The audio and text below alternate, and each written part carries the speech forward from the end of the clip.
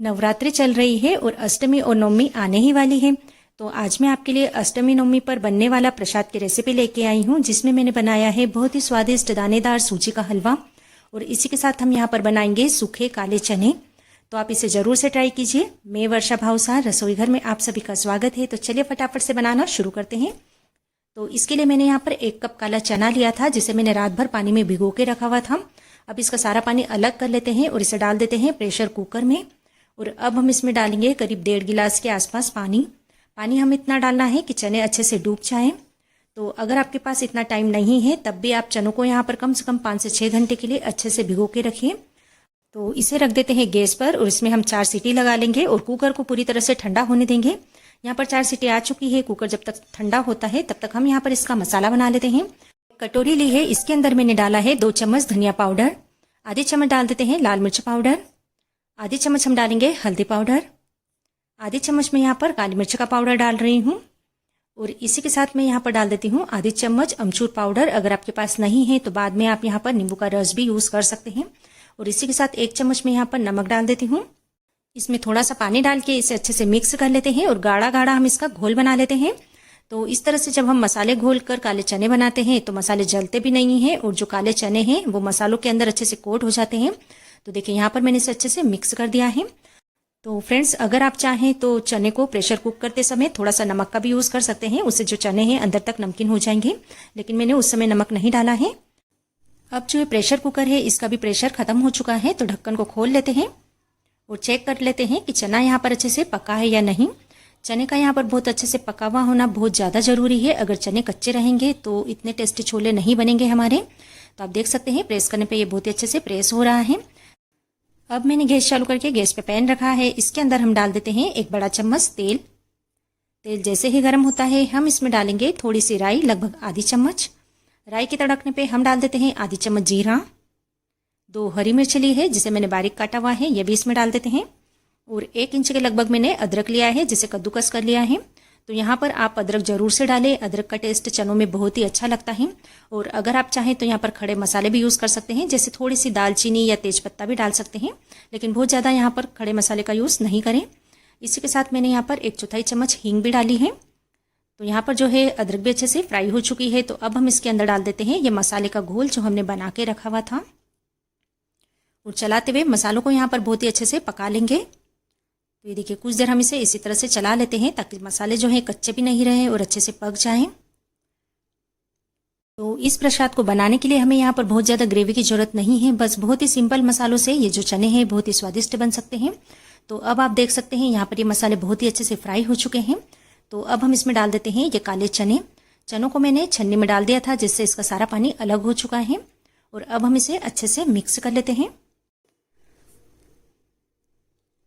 तो ये देखिए यहाँ पर मैंने इसे अच्छे से मिक्स कर लिया है। और अब हम इसे कवर कर देंगे और कवर करके हम इसे लगभग 2 मिनट के लिए इसी तरह से पकने देंगे ताकि मसालों का जितना भी स्वाद है चने में अच्छे से आ जाए। तो गैस का फ्लेम मैंने लो ही रखा हुआ है। तो 2 मिनट के बाद कवर निकाल के देख लेते हैं। तो यहाँ पर ये चने बनकर बिल्कुल तैयार हो चुके हैं। आप देख सकते हैं मसाले जो हैं चने के ऊपर बहुत ही अच्छे से लग चुके हैं। मैं आपको पास से भी दिखा रही हूँ। लग रहे हैं ना बिल्कुल भंडारे वाले काले चने। इसी तरह से मिलते हैं ना मंदिरों में। तो आप इसे घर पे जरूर से बनाइए। तो बस अब हम इसके अंदर डाल देते हैं बारीक कटी हुई धनिया पत्ती। और अगर आप यहाँ पर गरम मसाला भी डालना चाहते हैं तो वो भी इस समय आप डाल सकते हैं। बाकी यहाँ पर बहुत ज़्यादा मसालों की ज़रूरत नहीं है। तो धनिया पत्ती डाल के भी इसे अच्छे से मिक्स कर लेते हैं। तो अब ये हमारे प्रसाद के लिए सूखे काले चने बनकर बिल्कुल तैयार हैं। तो इसे साइड में रख देते हैं और इसी गैस के ऊपर मैं रख देती हूँ फिर से एक कढ़ाई, क्योंकि हम यहाँ पर बनाएंगे सूजी का हलवा। तो कढ़ाई में मैं डाल देती हूँ 1 कटोरी देसी घी। तो घी को हम यहाँ पर पहले अच्छे से गर्म होने देते हैं, इसके बाद ही हम यहाँ पर सूजी डालेंगे। अब इस घी में मैं डाल रही हूँ 1 कटोरी सूजी।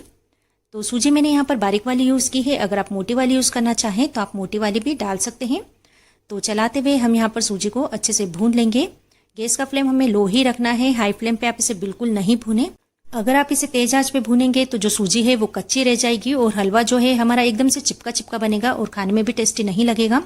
तो अब आप देख सकते हैं सूजी की यहाँ पर सिकाई होना शुरू हो चुकी है, लेकिन इसे हमें कुछ देर और भूनना है।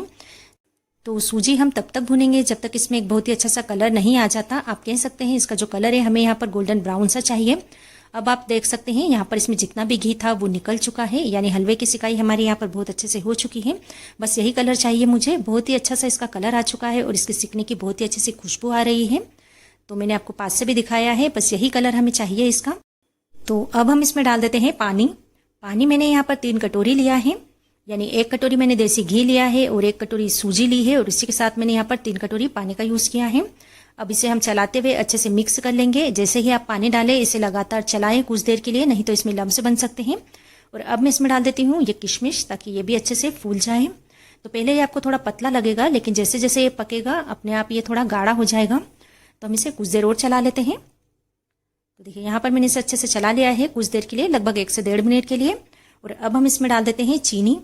तो यहाँ पर मैं 1 कटोरी चीनी ले रही हूँ। तो सभी का मेजरमेंट मैंने इसी कटोरी से किया है। आप कोई भी कप, कटोरी या गिलास सेट कर ले जिस भी क्वांटिटी में आपको हलवा बनाना हो।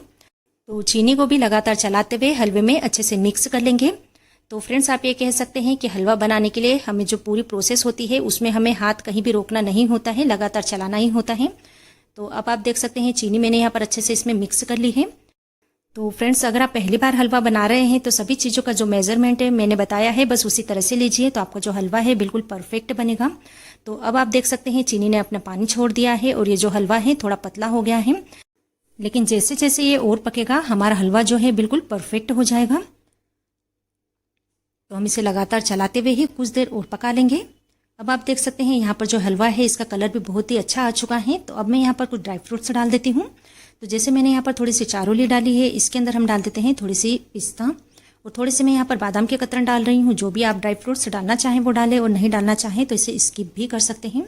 तो अब आप देख सकते हैं फ्रेंड्स कितना अच्छा हलवा लग रहा है, बिल्कुल नरम मुलायम, एकदम मुँह में घुल जाएगा ये हलवा। तो इसी तरह से आप भी बनाइए। अब ये हलवा बनकर बिल्कुल तैयार है। अगर आप चाहें तो यहाँ पर इलायची का पाउडर भी डाल सकते हैं। तो अब हम यहाँ पर गैस का फ्लेम बिल्कुल ऑफ कर देते हैं। ठंडा होने के बाद ये और भी खिला खिला होगा। तो फ्रेंड्स, इस बार अष्टमी और नवमी पर आप भी अपने घरों में ये प्रसाद जरूर से बनाइए और माता रानी को भोग लगाइए। तो आज की रेसिपी आपको कैसी लगी कमेंट बॉक्स में जरूर से बताइए। और अगर मेरी सभी रेसिपी आपको पसंद आ रही है और चैनल को अभी तक सब्सक्राइब नहीं किया है तो जो नीचे लाल बटन दिख रहा है इसे क्लिक करके चैनल को सब्सक्राइब कीजिए और मेरी इस रेसिपी को आप अपने फ्रेंड्स एंड फैमिली में जरूर से शेयर कीजिए।